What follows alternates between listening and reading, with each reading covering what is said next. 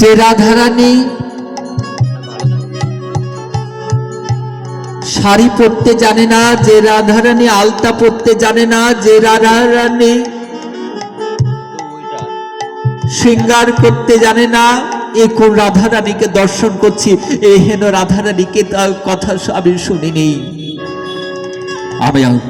আমি এই রাধারানী কি দর্শন করছি? এ তো পাগলিনী, ভিকারিনী। উদ্ধব রাধারানীর সম্মুখে গিয়ে গেলেন। দূরের থেকে উদ্ধব রাধারানীকে প্রণাম জানাচ্ছেন, বলছেন,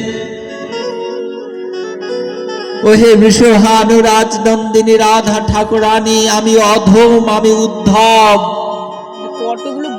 আমি ব্রজ বৃন্দাবনে এসেছি, মথুরার রাজ পণ্ডিত, কিন্তু এই ব্রজ বৃন্দাবনে এসে আমার অহংকার ধূলিসাৎ হয়ে গেছে, আমার মধ্যে আর কোনো অহংকার নেই।